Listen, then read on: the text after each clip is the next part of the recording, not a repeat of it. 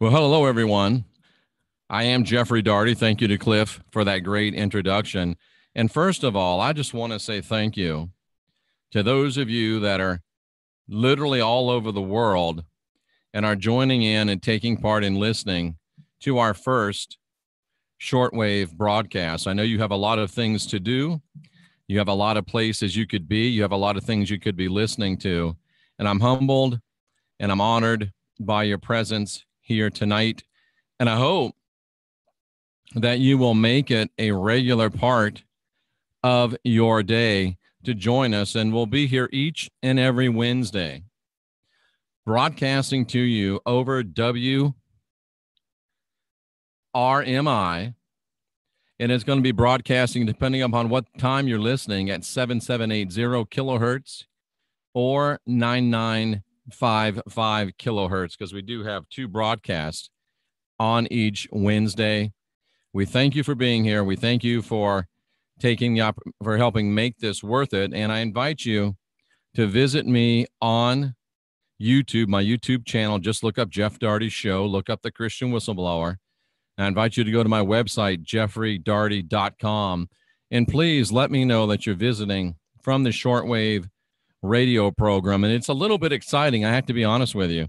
We're broadcasting live over Periscope. We're broadcasting live over YouTube. We're broadcasting live over Twitter. We're broadcasting live over Facebook. And now live over worldwide shortwave radio. It's an honor. It's a privilege. It's a pleasure. As you heard earlier, I'm known as the Christian Whistleblower. And what exactly does that mean, a Christian whistleblower? Well, someone called me that on a large national worldwide radio show. If I mentioned the name, you'd know who it was. Someone said that I was the Edward Snowden of the New Testament. I was a traitor, a whistleblower to the cause. And folks, I heard it and I liked it and I adopted it, because just like Edward Snowden, I was a world class dedicated Christian.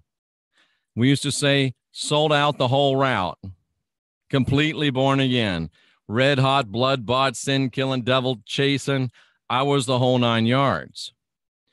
And I began to see cracks in the foundation of Christianity.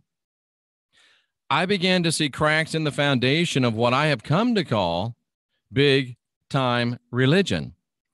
And as I begin to see the cracks, I begin to see the inaccuracies, I begin to see what I could only describe as the deceptions, what I could only describe as the delusions, what I could only describe as the intentional obfuscation of truth.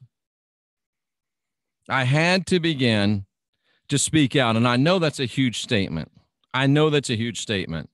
And I know that the people that are watching over these outlets, and I know the people that are listening to me over worldwide shortwave radio right now, you're people typically that are seekers after truth. A lot of you are Christians. And I'm sure that most of you, if not all of you that are Christian, because you're a Christian, you're seeking truth. I have to, and I thought the same thing. Folks, for 20 years, I was a licensed minister with 3 of the largest denominations in the world. I preached on 5 continents. I'm a Bible college graduate. I have over 100,000 hours of study in the biblical scriptures. Ladies and gentlemen, I don't tell you this to impress you. I don't tell you this to make you think, oh, wow, he's smart. I tell you this to tell you that this was my life's work. This was more than what I did. This was and really is who I am.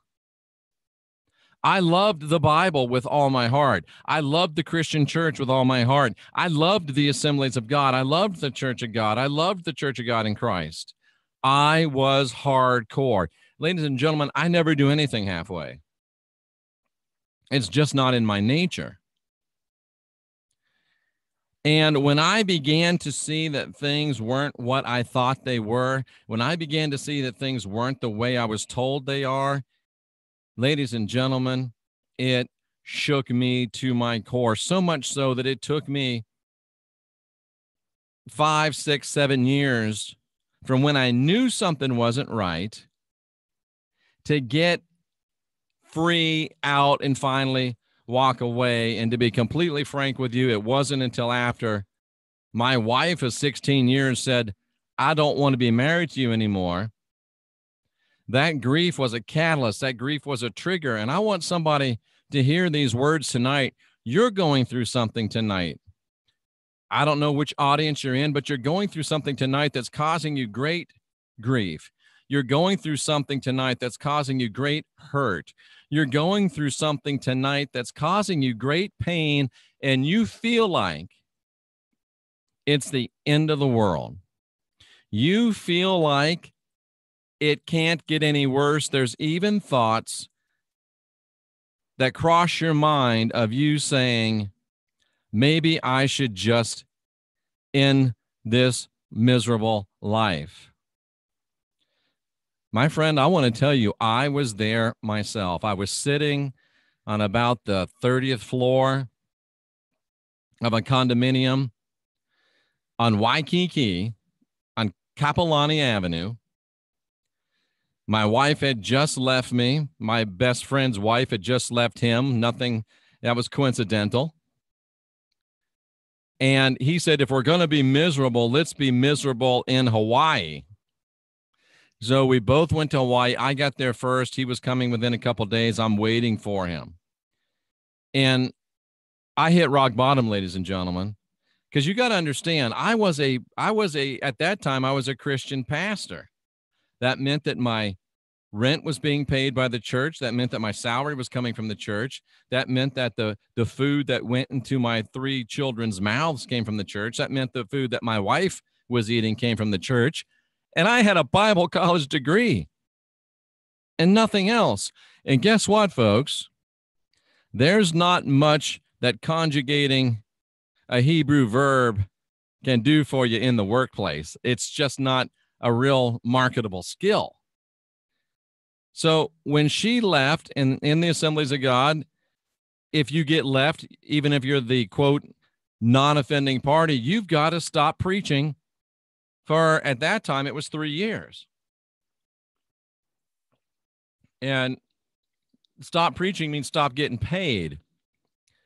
So I had hit rock bottom. I was sitting in this beautiful condo, and I'm just going to be straight up honest with you. And one thing I promise you I'll always be over these broadcasts, whether it's the shortwave or the other broadcasts that we're looking at. And please go to my YouTube channel and subscribe. Just go on YouTube, look for Jeff Daugherty Show, look for the Christian Whistleblower, and subscribe to my channel. Let me know you came from the shortwave. I thank you very much, and I appreciate you, and I want to give you a personal thank you and a personal greeting. But I'll be honest with you. I was sitting on that floor, and I was surrounded by Heineken beer bottles. Those are the green ones. And I wasn't a drinker, but I had probably drank the better part of a case of beer. And there was an ashtray filled with cigar butts because I was drinking those Heinekens and I was smoking cigars, and I had hit rock bottom. And the thought came through my mind, you should just go out there and jump off that balcony. The pain will be over. And as that thought came into my mind, I know this sounds dramatic, but as that thought came into my mind, I was suddenly sober. I was suddenly clear. I was suddenly in my right mind and had my wits.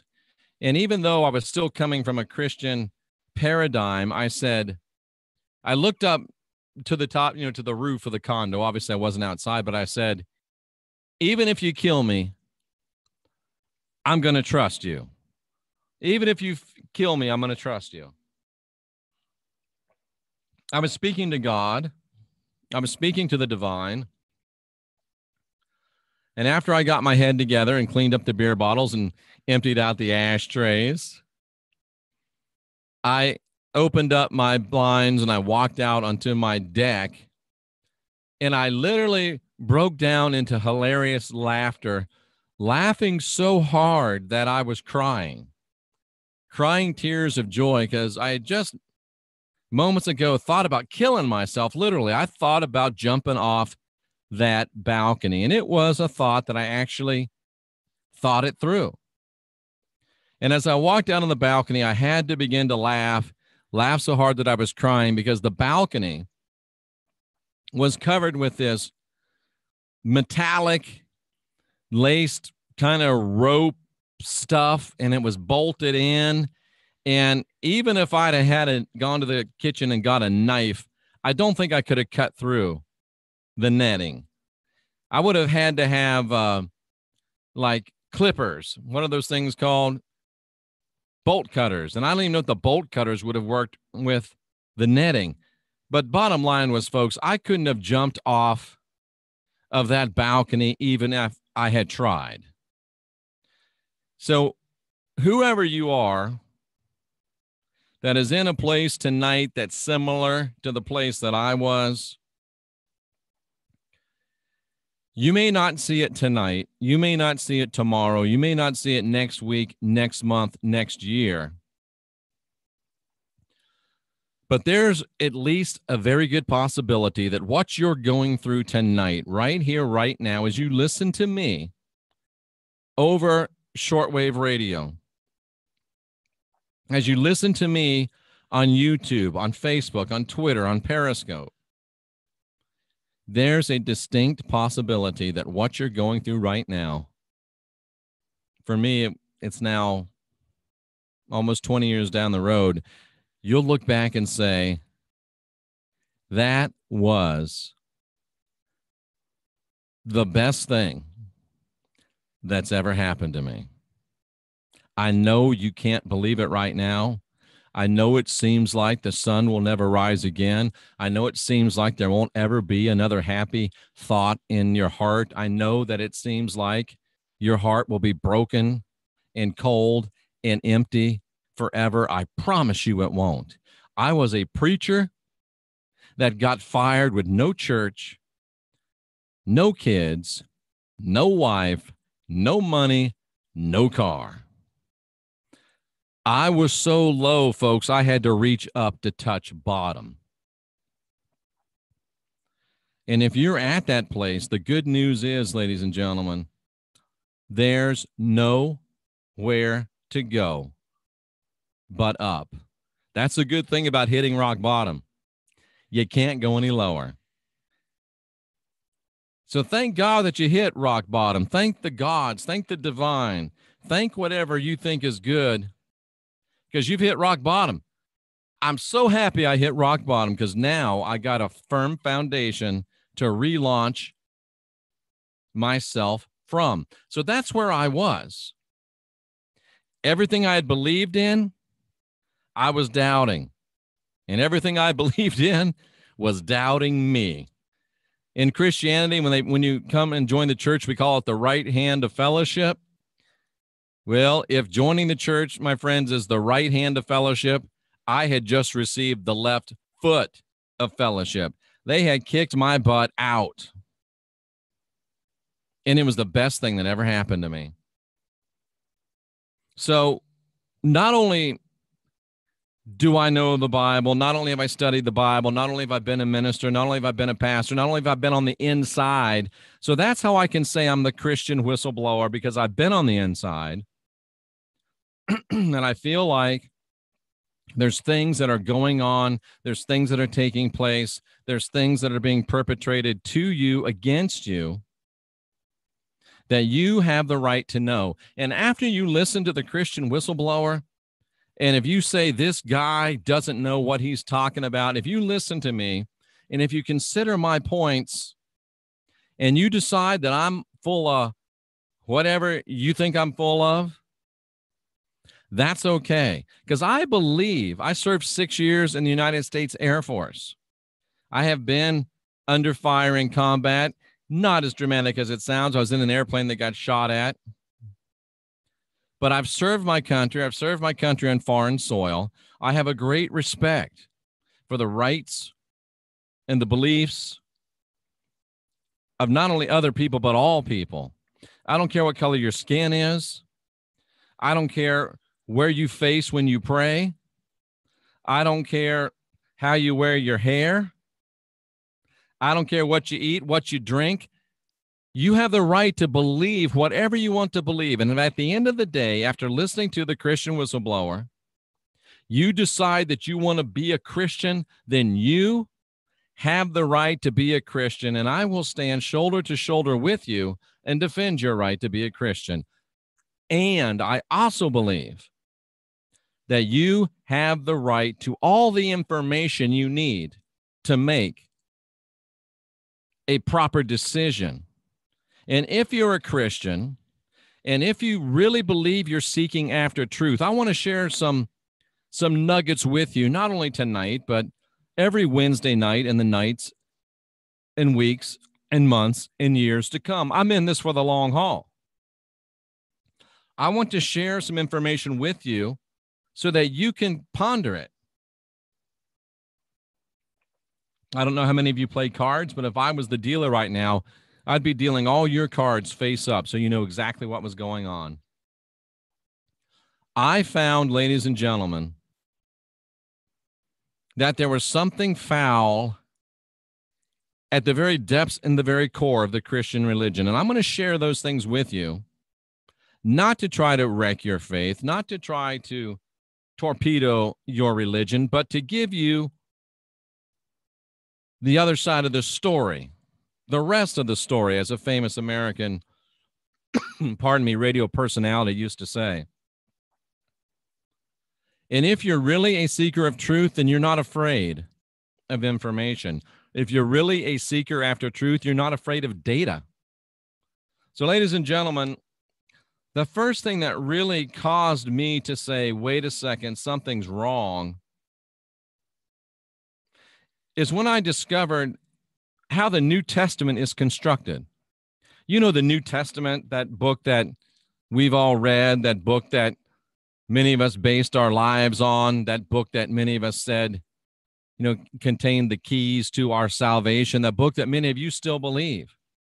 You know, that book that starts with Matthew and Mark and Luke and John and Acts and Romans and goes into Corinthians and Galatians, Ephesians, Philippians, Colossians, and on down through Revelation. When I found out, ladies and gentlemen, that those 27 books, when I found out that we know exactly when they were written, when I found out that we know exactly when they were published, and when I then found out that they are not in chronological order. As a matter of fact, they're not even in anything remotely close to chronological order. Since we're on worldwide shortwave tonight, I'll say they're not even on the same continent as chronological order. They're just not. We have Matthew, Mark, Luke, John, right? But the real order of the first four is James, 1 Thessalonians, 2 Thessalonians, 1 Corinthians. Ladies and gentlemen, these books are so hopelessly out of order that it's obviously intentional. I'm asking you, you have one job. I'm going to give you one task.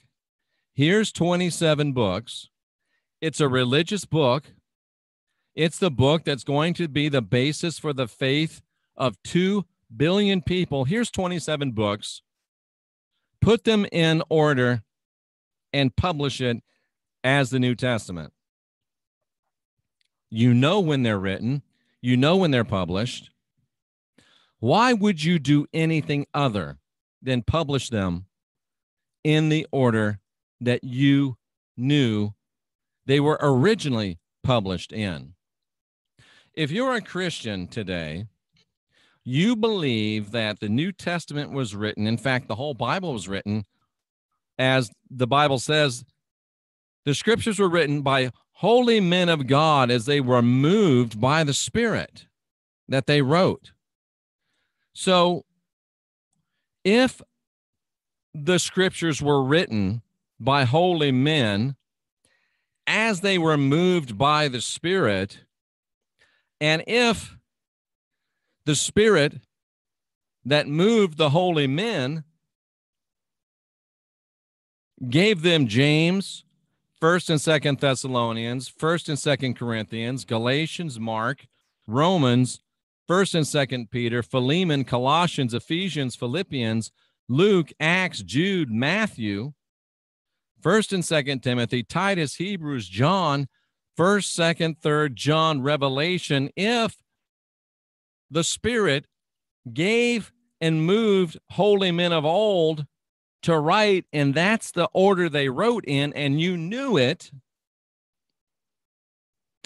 why wouldn't you put the books in that order? That's the order that the Holy Spirit moved the holy men to write these books. Now, I've had people tell me, well, the Holy Spirit inspired the people at the Council of Nicaea and King James and all these other people to put the books in the order they're in. Ladies and gentlemen, I've got to tell you something. I'm not a Christian anymore, but I have more respect for the words of the divine now than I did when I was a Christian. And ladies and gentlemen, if the divine spoke to men and told them to write books, and he told them to write them, or she told them to write them, whatever you believe, in a specific order, I'm going to put those books in that specific order. And I don't care if kings, queens, popes, priests, pastors, presidents, potentates, whomever tells me to change that order.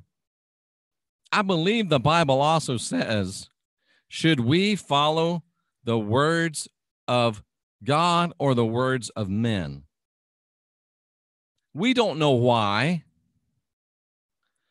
these men decided to jumble up the order of the books of the New Testament. Actually, I think we do. I'll share with you my opinion. But what we do know is that the Holy Spirit moved holy men to write those books, and he moved them in a specific order, and he had them written in specific times. And if the divine said, here's the books I want you to write, and here's when I want you to write them, ladies and gentlemen, that's good enough for me. I don't care if for 2,000 years we've learned Matthew, Mark, Luke, John, etc., etc., etc. God said James, 1st and 2nd Thessalonians, 1st and 2nd Corinthians, Galatians, Marks, etc., etc., etc. And if you'll email me, christianwhistleblower@gmail.com, I'll send you a list of the chronological order of the books of the New Testament.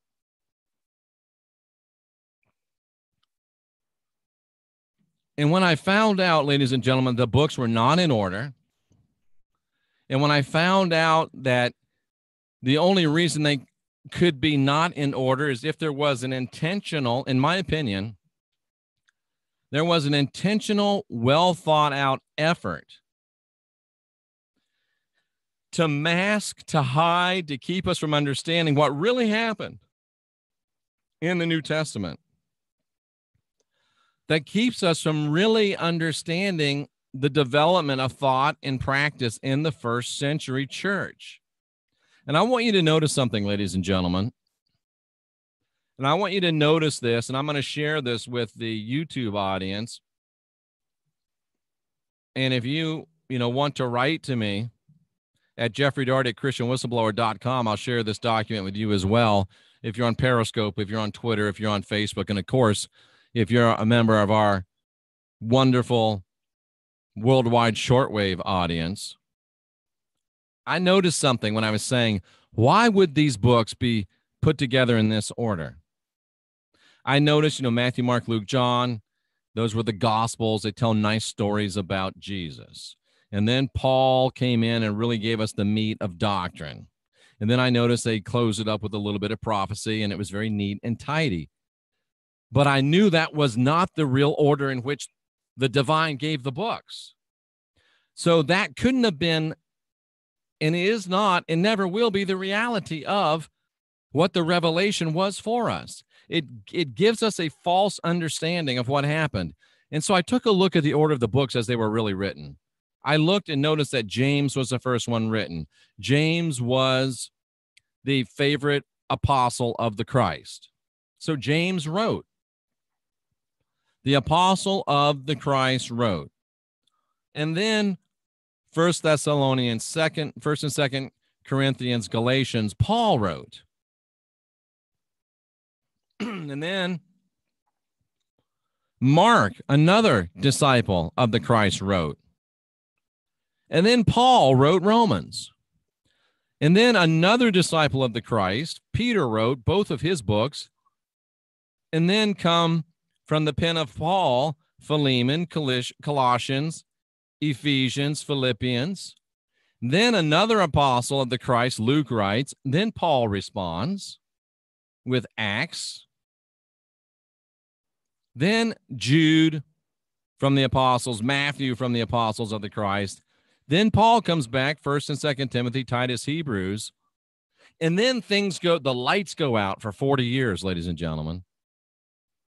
From the time of the writing of Hebrews until the writing of the Gospel of John, at least 40 years, maybe 60 years. All the other apostles are dead. Paul has gone back to Rome. And John writes what is, in effect, the last will and testament of the apostolic era. He kind of puts it all together for us, but that's another story for another day. But as I looked at the real chronological order of the New Testament, I saw the apostles wrote and Paul responded. The apostles wrote and Paul responded. The apostles wrote and Paul responded. The apostles wrote and Paul responded. The apostles wrote, Paul responded. Silence. John, the last apostle, responds and writes. So did you notice what was going on? It's like watching a tennis match. It's like watching a ping pong match. The real New Testament, when it's read in its chronological order, shows that it was a back and forth between the apostles of the Christ, the apostles of Jesus, if you will, and we'll talk about that in days and weeks and months to come, and the writings of Paul. And if you look deeper into these writings, and that's what we're here to do, that's why I'm the Christian whistleblower, because we shine the light into the dark corners of orthodoxy, and sometimes roaches run out, cockroaches.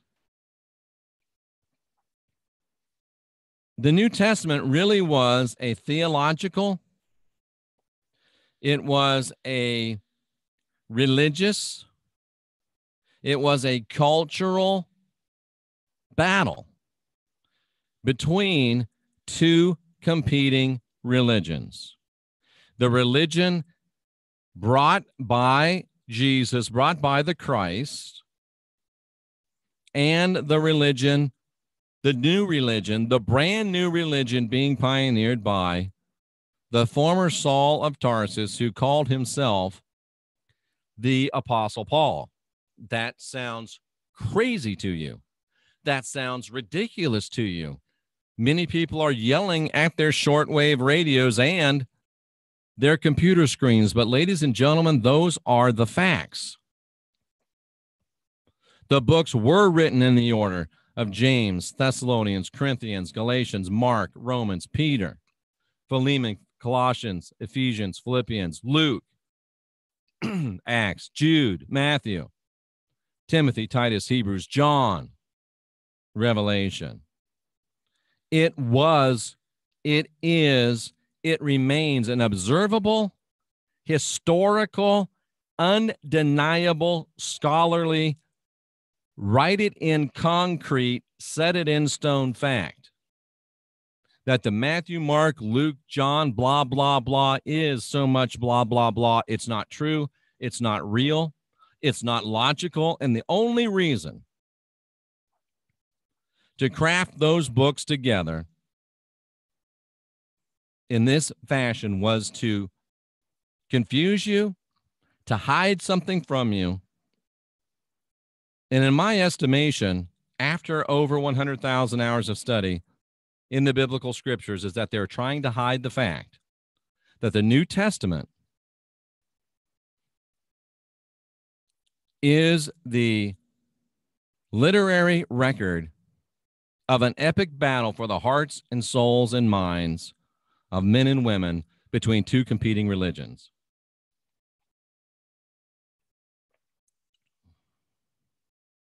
And if you don't believe me just from those facts, let me give you some other facts. What if I said to you that the reason that there was a battle between, the reason that there was an intellectual battle, a spiritual battle, a religious battle between the forces of the Christ and the forces of the Apostle Paul was because the apostles and the early church for about 250 years considered Saul of Tarsus, the self-appointed Apostle Paul, as an imposter who co-opted the original message of Jesus, of the Christ, and twisted it into a control matrix that's based on guilt and fear. What if I told you that? Well, how could you prove that? These are the cracks that I saw in the foundation of Christianity. These are the reasons why I'm a Christian whistleblower. These are why I am the Christian whistleblower. Let me share some of them with you. And again, if after hearing all the facts you want to be a Christian, you want to be a practitioner of the faith of the Apostle Paul, I support your right to do so. But I respect you enough to tell you the truth.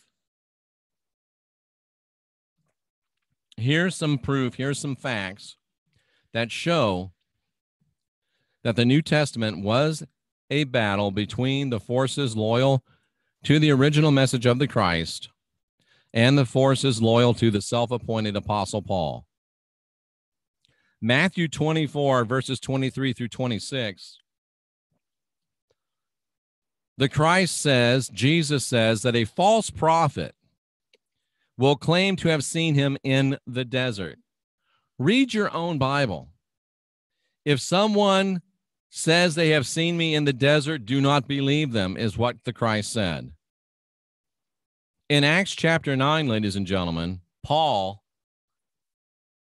claims to have seen Jesus on the Damascus Road. Ladies and gentlemen, that road runs from Antioch in Syria. Excuse me, it runs from Syria to Antioch. I'm sorry. From Damascus to Antioch. I'll get it right. Give me a minute.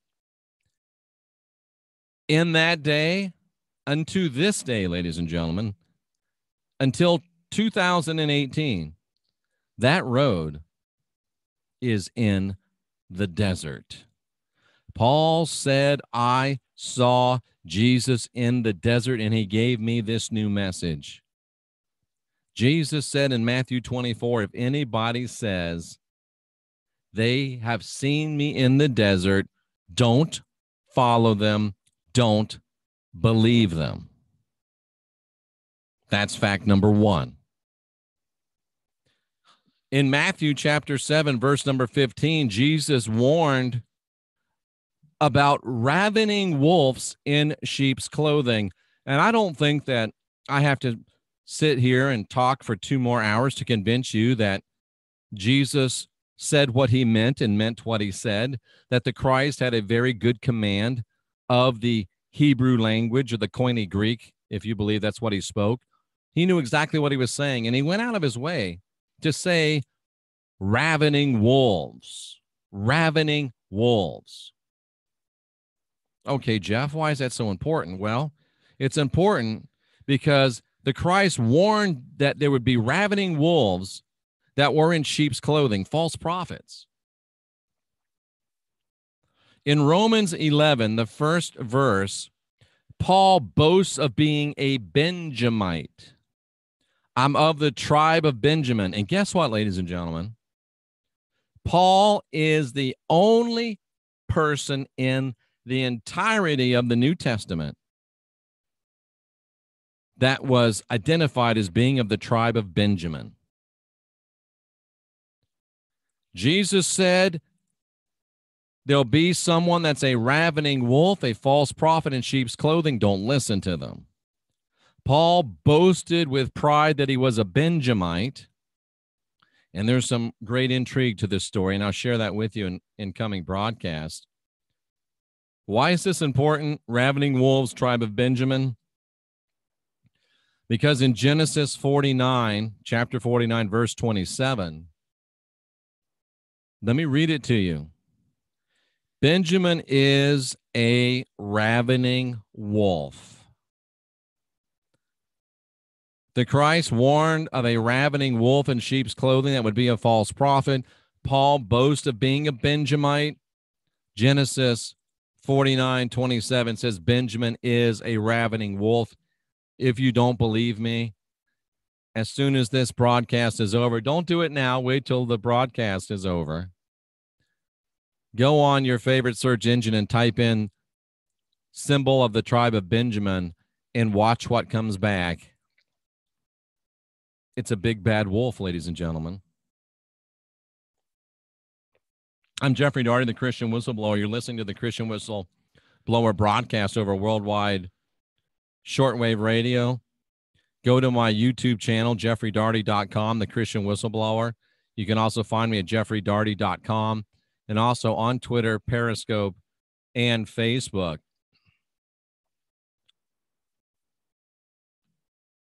Here's another reason. I don't know if I can get through all of these tonight. In Ephesians chapter 1, verse number 1, Paul says that he is the apostle to the church at Ephesus. Paul said, I am the apostle of the church at Ephesus in Ephesians 1:1. And in fact, ladies and gentlemen, there's 177 mentions that call Paul an apostle in the New Testament. 177 times Paul is called an apostle in the New Testament. 176 of those times, Paul calls himself an apostle. Now, I can tell you 176 times that I'm an astronaut. That does not make me an astronaut. No one other than Paul ever called Paul an apostle in the New Testament, with one exception. With one exception. Paul identified himself as the apostle to the church at Ephesus. Paul complained to Timothy in 2 Timothy 1:15 that everyone who is in Asia has abandoned me. Ephesus was Paul's only church that he founded in Asia. And the only other time that Paul is referred to as an apostle is in Revelations chapter 2, verse number 2, when the apostle John says, the apostle of the church of Ephesus has been tried and found to be false. Revelation 2:2, the apostle of the church of Ephesus has been tried and found to be false. Ephesians 1:1, Paul says, I'm the apostle to the church at Ephesus. And in 2 Timothy 1:15, he says, everybody in Asia has abandoned me. The Apostle John called Paul a false apostle. The church in Ephesus tried him, found him to be false, abandoned him. They gave Paul the left foot of fellowship. And remember, I know a thing or two about the left foot of fellowship. Another fact for you to consider, Paul would have been the 13th apostle. There were 12 apostles. Even after Judas, whatever you think happened to him, they selected Matthias to represent him and replace him. So there were already 12. If Paul was an apostle, he would have been the 13th. I have a question for you. How could Paul have been the 13th apostle, which he would have had to have been? There were 12. Nobody died. There were 12 of them. But Paul says, oh, wait a minute, I'm an apostle as well. That would have made 13, folks. I don't care what continent you live on. I don't care what country you're hearing this in. I don't care what language is your native language. 12 plus 1 always equals 13, wherever you are. And Revelation 21:14 and Matthew 19:28 say there's only 12 apostles. And by the way, Revelation 21, it's at the end of the Bible, and it talks about the foundations of the New Jerusalem. There's 12 gates. The names of the 12 apostles are on there.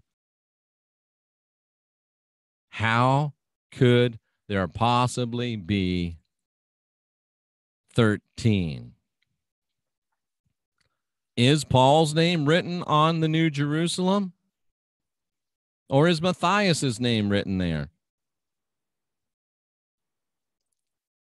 Are there 13?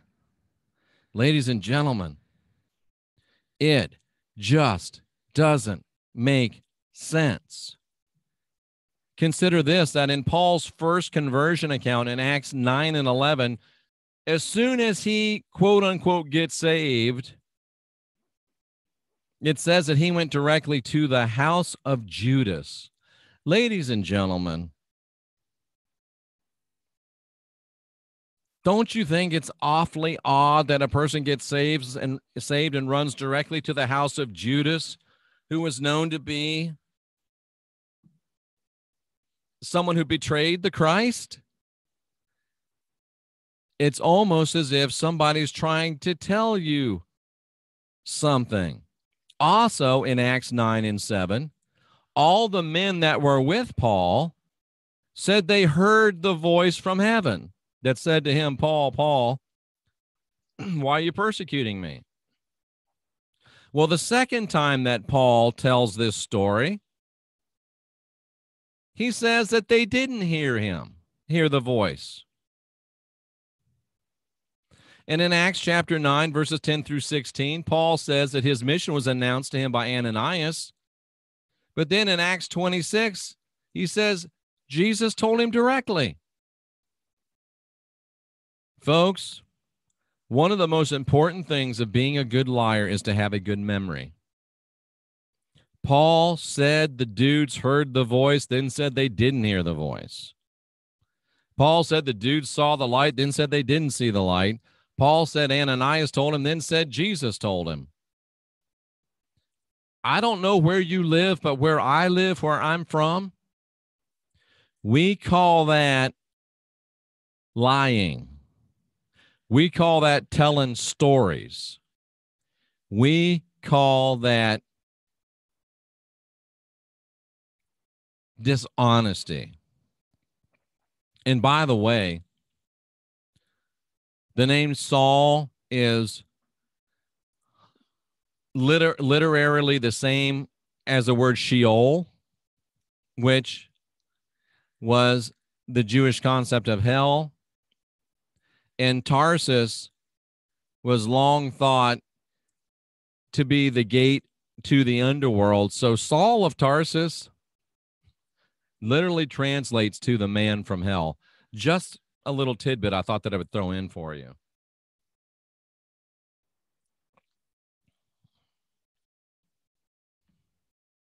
In Acts 21 and 40, the Romans allow Paul to address a crowd after they've arrested him. Now, I don't know how much you know about the Romans, but the Romans were a military occupying army, and they crushed their subject people. So what do you think the real likelihood is? They've got a prisoner. They've got him in chains. And they allow this prisoner to speak to a crowd. Acts 21 says there was tens of thousands of people, near riot. And let's say there was 100 soldiers, maybe 200 soldiers. That's way high. There was probably 15 or 20, maybe 30. So what's the likelihood that these 30 Roman soldiers are going to let a guy that they've just arrested speak to a crowd that's about ready to riot? Oh, and by the way, they allowed him to speak to the crowd in a foreign language that they didn't even know. The Romans didn't even know. That a Roman soldier, a group of Roman soldiers, would allow a captive prisoner to speak to a crowd near riot and to speak to them in a foreign language, ladies and gentlemen, is a military absurdity. It's a logical absurdity. Either one, it didn't happen, or two, if it did happen, and it probably did, it shows that Paul was probably a Roman spy. We'll talk about that more in the weeks and months to come.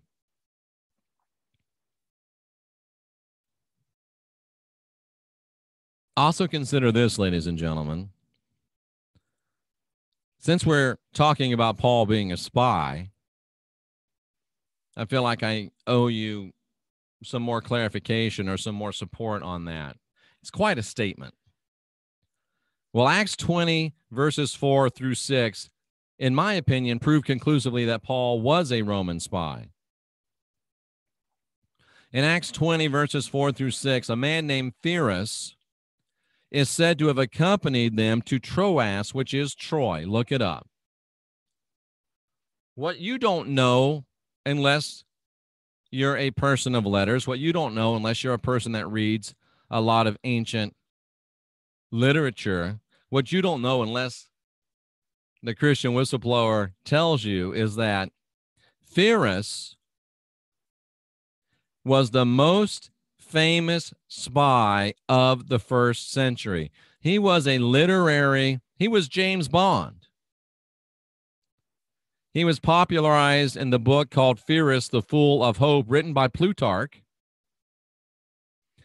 So the reader of Acts might well have had the Fool of Hope by Plutarch laying on his table right next to his book of Acts.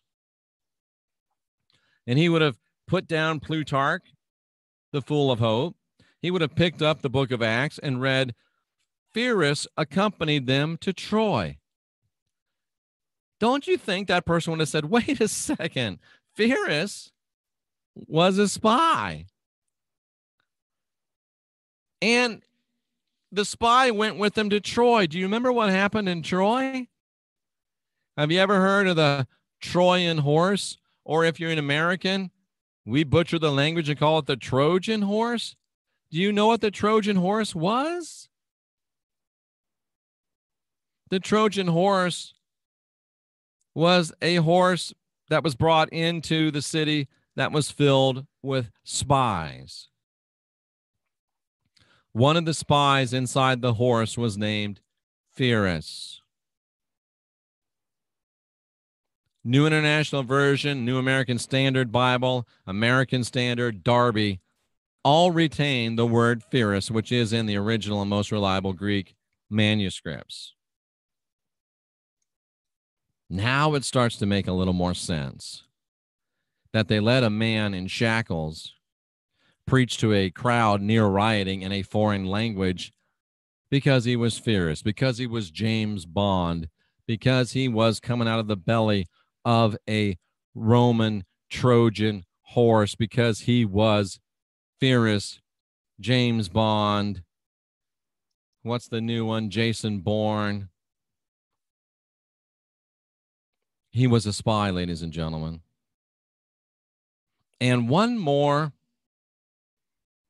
let me throw this at you. In Luke chapter 1, verses 68 through 73,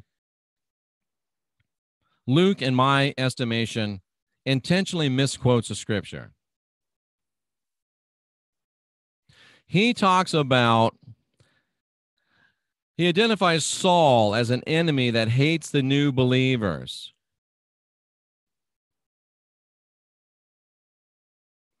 When you compare that to the introduction to Psalm 18, as well as 2 Samuel 22:1, the name of Saul is omitted. So Luke is trying to say, listen, there's an enemy that hates new believers. I can't tell you his name because the Roman censor will chop my head off. But read Psalm 18, read 2 Samuel 22:1, read Luke 1:68 through 73, and you will see that Luke says there's an enemy, folks, that hates us new believers. There's an enemy that's after us. And then he quotes Psalm 18, he quotes 2 Samuel 22:1, but he leaves out the name of Saul because he knew the Roman censor was going to read it. The Roman censor read every single word written by subject peoples. And if it contained any insurrection, if it contained any seditious words, like calling a Roman citizen an enemy, well, that's when your head would find itself separated from your neck. So Luke had to employ some linguistic legerdemain. Luke had to get creative to tell people Saul's an enemy. And by the way, Paul dictated Acts to Luke. Paul's eyesight prevented him from being able to read what Luke actually wrote. So is it possible that Luke was writing these things about the very questionable parts of his conversion, that Luke was writing these things about spies and Trojan horses, and that Luke was writing these things about military absurdities, and Paul didn't even know it? Was it possible? Is it possible that Luke was acting as a double agent working for the apostles themselves behind enemy lines, writing for Saul? And why did he suddenly get fired by Saul? Ladies and gentlemen, these are some of the cracks that I saw in the foundation of the Christian religion, in the foundation of big time religion. And ladies and gentlemen, let me promise you, these are just the beginning. These are the little cracks. If you can lay your head down on your pillow tonight and sleep soundly, and these things don't come into your mind and keep you awake and make you wonder, then maybe you don't have to listen to me anymore. But if you've heard something that over here in the United States, we would say puts a burr under your saddle, something that rubs and makes you uncomfortable, look it up, study it for yourself, because one of the great lies of Christianity says the truth will set you free. That's a lie, ladies and gentlemen. The Christ never said the truth will set you free, because truth in and of itself does not have any freeing power. And before you holler at me, what the Christ said, what Jesus actually said was, you will know the truth, and the truth will set you free. So, ladies and gentlemen, it's only the truth that you know that has the power to set you free. And now you know some truth. And I would say I'm sorry, but I'm really not.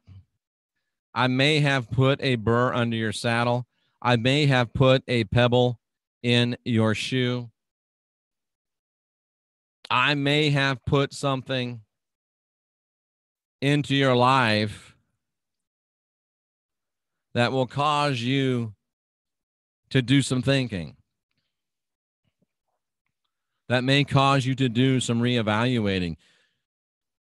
And strangely enough, even though this was the crumbling of the foundation of what I had based my life upon, sitting in that condominium in Hawaii, it was the realization that it wasn't God that had failed me. It was only religion that had failed me. It wasn't the true message of the Christ that had failed me. It was the competing religion of Saul of Tarsus, the ravening wolf, the spy, the man from hell. He had failed me, not the Christ. And I was so happy and I was so excited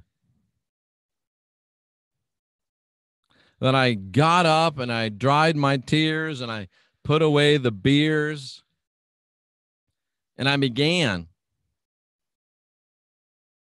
to start studying again. And for the next 5 years, you'd find me at any given moment sitting in my apartment with books spread out all over the floor, because this was before the days of the internet. We had to buy the concordances and the interlinears and the study books, and they were all over the floor, and they were thousands of dollars.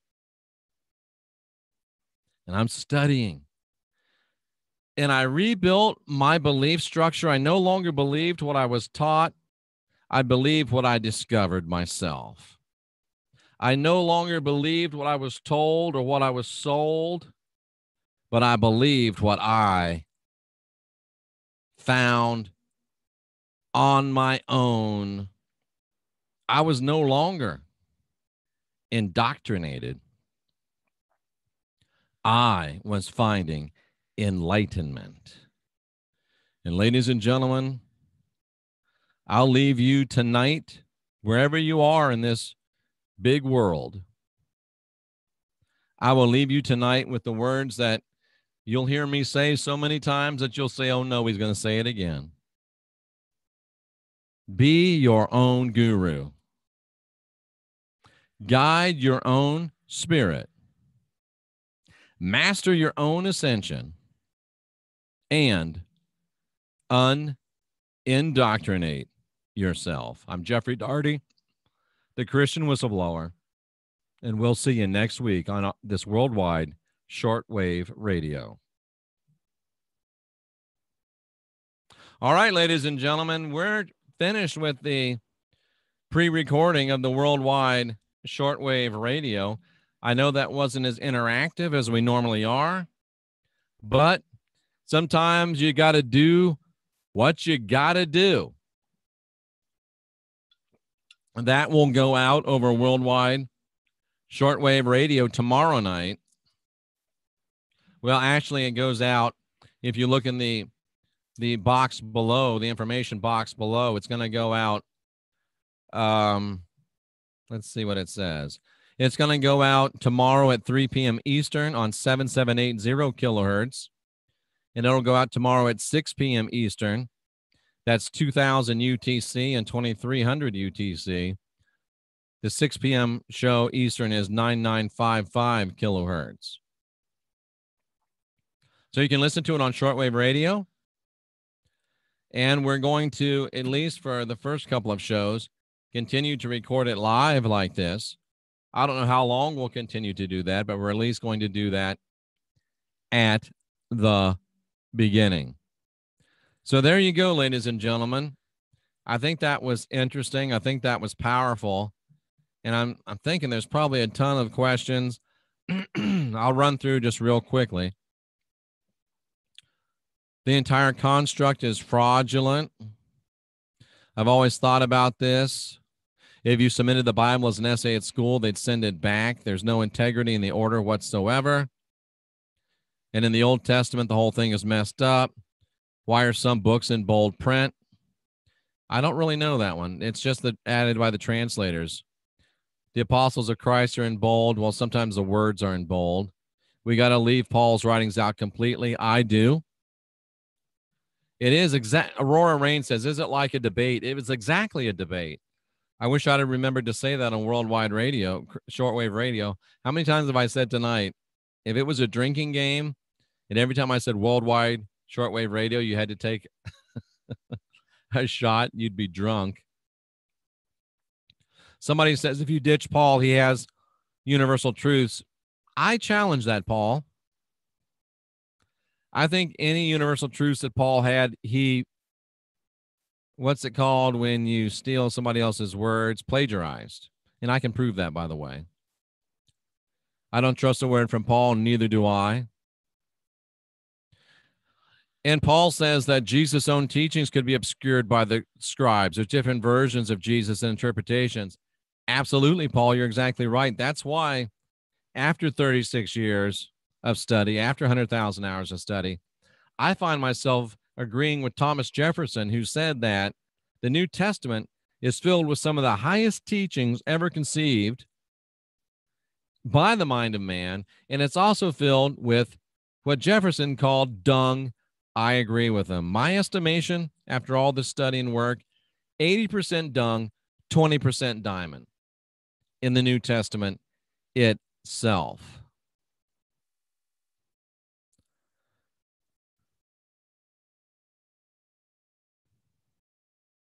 Jeff, you're a genius. Why, thank you. Paul, you're preaching from the same sheet of music. A lot of the Gospels are fiction, mythology, parables. Indeed, they are. About 80% of them, by my reckoning. Why would you become full-blown Jews? They're Abrahamic too. That's like going from the frying pan to the fire, my friend.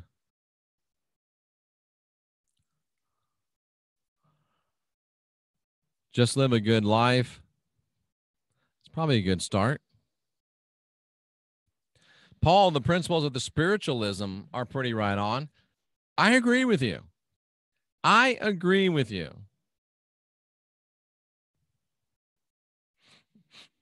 I don't label myself.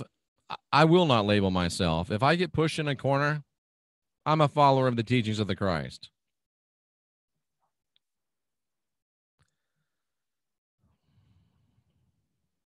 "13 Witches Covenant, Baker's Dozen."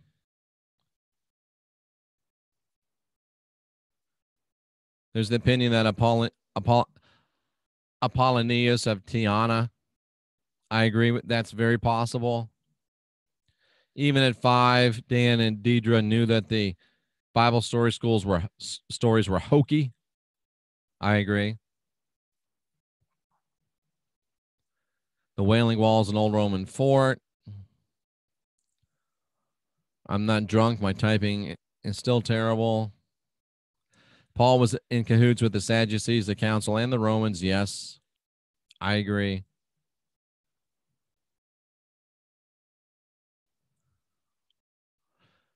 I got kicked out of Bible study. I'm sure many of you have, and many of you will.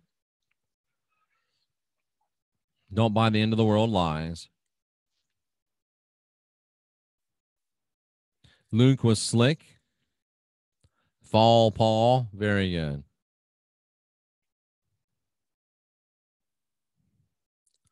Oh, go into a Catholic church, take some holy water, have it tested, see if it really is pure. Give them an itch they need to scratch, Brother Jeff. That's what I'm here for. Somebody says I'm a huckleberry. Well, that's just my game. Thank you. Thank you.